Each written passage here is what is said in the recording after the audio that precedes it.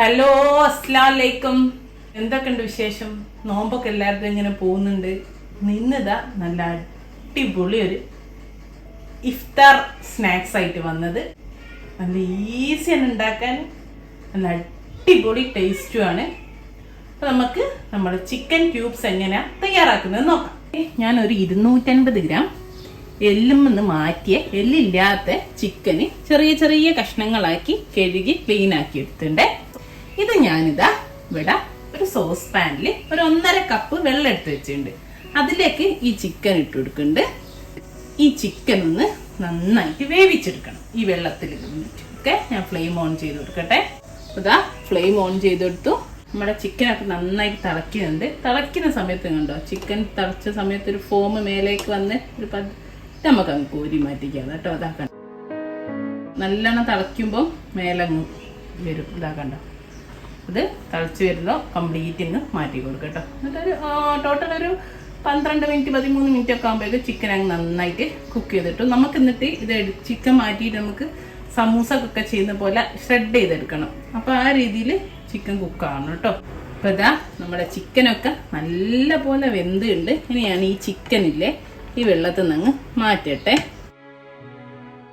നമ്മൾ ചിക്കനെല്ലാം ഒരു കപ്പിലേക്ക് മാറ്റി ഇവിടെ ഇട്ടിട്ടുണ്ട്. ഇതിനി ഒന്ന് ചൂടുണ്ടിട്ട് നമുക്കൊന്ന് കൈവച്ചിട്ടോ അല്ലേ മിക്സിയിൽ ഒരു പൾസിലിട്ടിട്ടോ ഒന്ന് ഷ്രെഡ് ചെയ്തെടുക്കണം, നമ്മൾ സമൂസ ഒക്കെ ചെയ്യുന്ന പോലെ. ഇനി നമ്മൾ ചിക്കൻ വേവിച്ച് ഈ സെയിം ചിക്കൻ സ്റ്റോക്കില്ലേ, ആ ചിക്കൻ സ്റ്റോക്കിലേക്ക് ഇതാ ഒരു 1/4 കപ്പ് കാബേജ്, ഒരു 1/2 കപ്പ് ക്യാരറ്റ്, ഒരു 1/4 കപ്പ് ഫ്രഷ് ഗ്രീൻ പീസ് ആണ്. ഉണങ്ങിയതാണെങ്കിൽ നമ്മൾ സാധാ കടയിൽ നിന്ന് വാങ്ങിക്കുന്ന ഉണങ്ങിയതാണെങ്കിൽ നിങ്ങൾ ആദ്യം ഒന്ന് കുക്ക് ചെയ്യണം. ഇതാകുമ്പോൾ ഡയറക്റ്റ് ഈ ക്യാബേജിൻ്റെയും ക്യാരറ്റിൻ്റെയും കൂടെ വെന്തോളൂ. അത്ര ടൈം മതിയേ. അപ്പം ഞാൻ ഇത് 3 ചേർത്തി കൊടുക്കട്ടെ. ഇനി ഈ സ്റ്റോക്കിൽ കിടന്നിട്ട് ഇത് ജസ്റ്റ് ഒന്ന് പെട്ടെന്ന് വേവുമല്ലോ, ഒന്നൊന്ന് നമുക്ക് വേവിച്ചെടുക്കാം കേട്ടോ.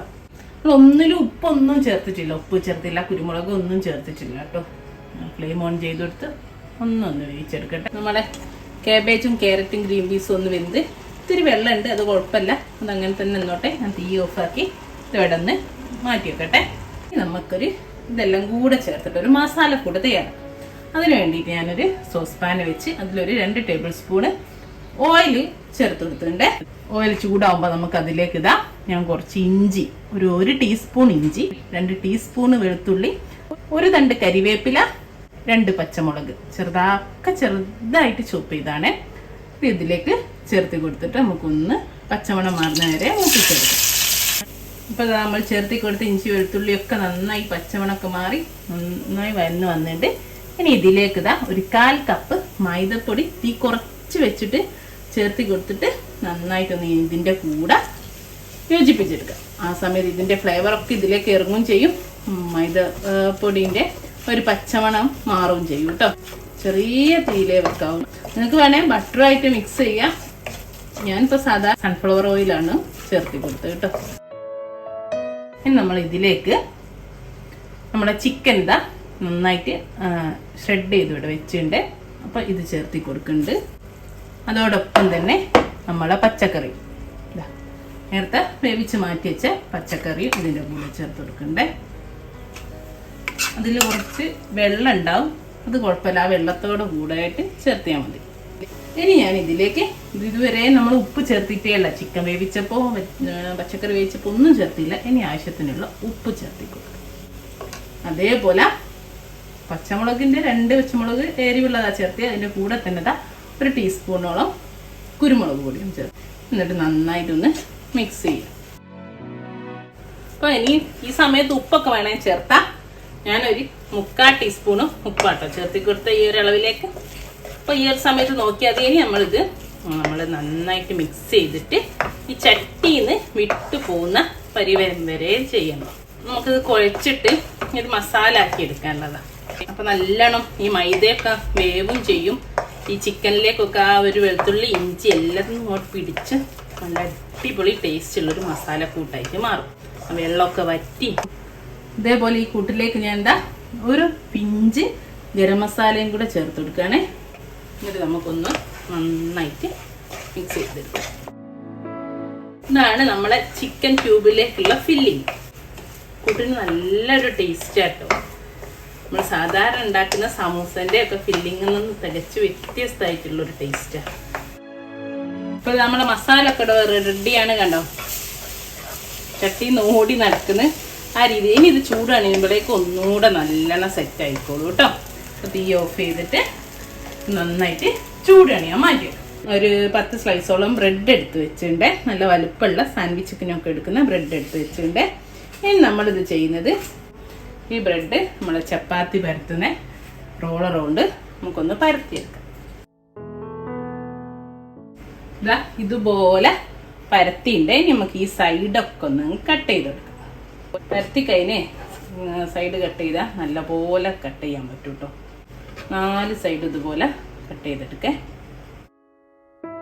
ഇതുപോലെ ഈ 10 എണ്ണം നല്ല അടിപൊളി ഷീറ്റാക്കി എടുക്കണം കേട്ടോ. നമ്മളെല്ലാ ഷീറ്റും ഇവിടെ റെഡിയാണേ. കണ്ടോ, ഇതുപോലെ എല്ലാ ഷീറ്റും ഞാൻ പരത്തി സൈഡൊക്കെ കട്ട് ചെയ്ത് ഇവിടെ വെച്ചിട്ടുണ്ട്. ഇനി നമുക്ക് നമ്മൾ ട്യൂബ് ഉണ്ടാക്കാം.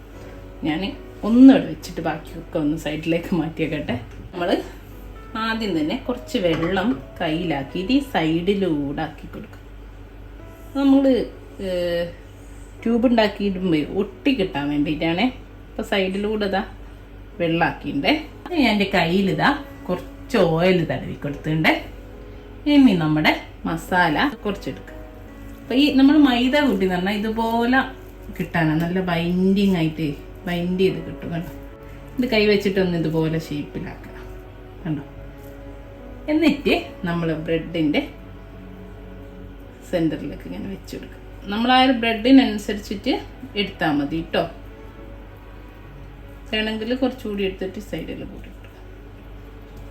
എന്നിട്ട് നമുക്കിത് നമ്മൾ റോൾ ചെയ്യല്ലേ, അതുപോലെ റോൾ ചെയ്ത്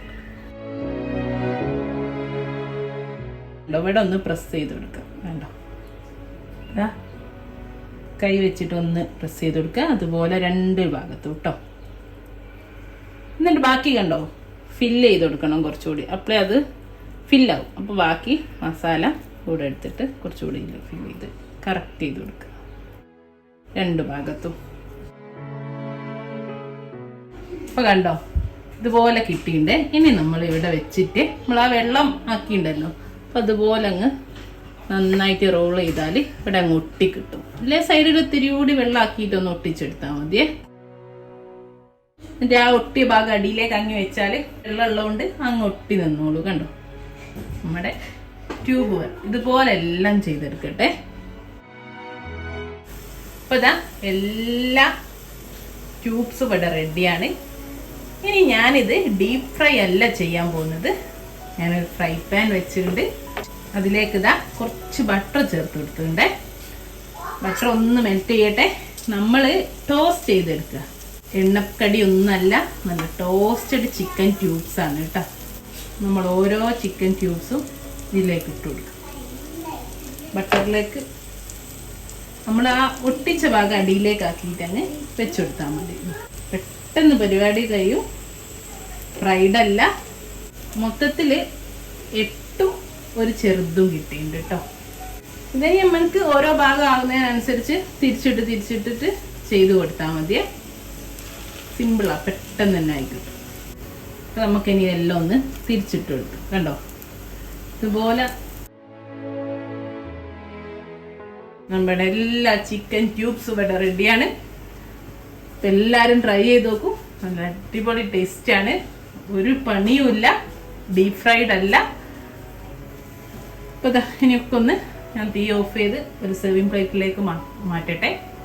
എന്തെങ്കിലും കെച്ചപ്പോ അതുപോലത്തെ എന്തെങ്കിലും ഡിപ്പിൻ്റെ കൂടെ കഴിക്കാൻ നല്ല അടിപൊളി ടേസ്റ്റ് ആട്ടോ.